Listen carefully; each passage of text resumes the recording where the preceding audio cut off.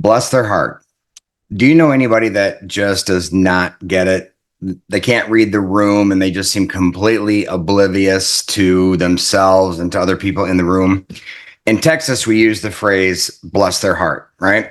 Which means that they're clueless, and it's just a nice Southern way of saying, they don't get it. They're obviously clueless. Well, actually, a lot of us in ways don't get it. And that's going to be the subject of today's video. So welcome, everyone. My name is Dr. Greg Stewart, and this is week 8 in a series I'm doing to promote my book, iCubed, Unlocking the Inner Strength Behind Your Negative Emotions, coming out January 21st of 2025. So as I said before, we have to be honest about our mental models, right? So our mental models are in the hard drive back here, and they give our frontal lobes suggestions on how to respond to every situation. In that process, we have to understand that we are lacking information. So in every situation, our mental model can only operate off of the information it has.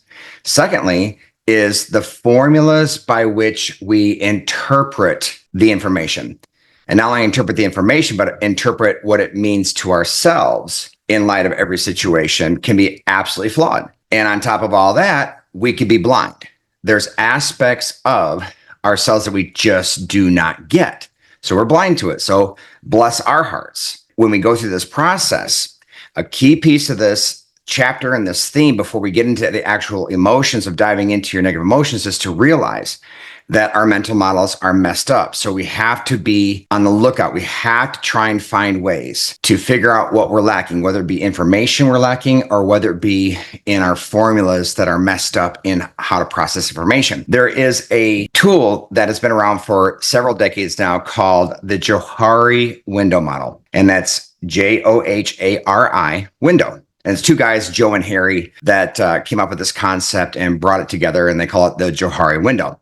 So it basically has to do with the concept of how well we know ourselves and how well others know us. It's a window, if you will, so 4 squares, and each quadrant of the window has to do with known to self or not known to self, known to others or not known to others. In the top left quadrant, you have known to self and known to others. So things we know about ourselves and things that other people know about us, right? It's kind of like the public information. So, I was a former pastor and I'm a counselor. So that's open information. You know it about me and I know it about me.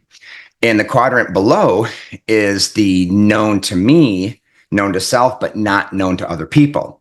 That's the closed area. That's the area of information about myself that I'm going to hold close to the chest. I'm not going to reveal to you. It's closed. They call it the facade area because if you knew this about me, you'd think differently about me. And I don't want you to think differently about me. We all have those. It's the skeletons in the closets, the things that about ourselves we just don't want to reveal to other people. And in the bottom right quadrant is not known to self and not known to other people as well. So it's the hidden area. There's a proverb that says that the waters of a man's heart are deep, but a man of understanding will draw them out. So we have to, in counseling, kind of unpack what is going on inside of the recesses of one's mind and in the recesses of one's heart. So it's the hidden area. But the area of focus and the area, honestly, that has just frankly wigged me out my whole life is the blind area. That's the area where it's known to you, but it's not known to me. So you know it about me. You can see it about me, but I can't see it in myself. I'm blind to it. So you ever walk up to a group of people who are laughing, and when you walk up, they stop laughing? Well, maybe you haven't, but I have. And I've recognized that other people kind of see things about me or the way they kind of just shake their head, or at times, growing up, I started to realize that there are things that I don't see about myself that other people see. Again, it might be a trait that I do know, but I don't know the degree to which it's an issue, whether it be my personality trait, how I'm coming across, how I'm processing something. That all plays out into the concept around bless their heart. They're not getting it. They're not seeing it. We all have blind areas. So the key is to, number one, understand that you have a blind area, but then what are you going to do about that blind area? How are you going to make it unblind?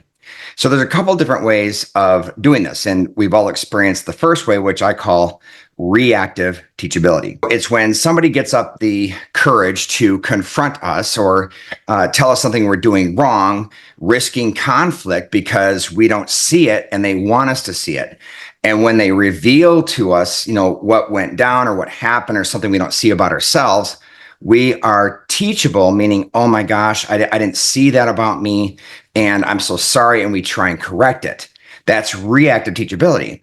But there's no way that the blind area is going to be eradicated by reactive teachability only.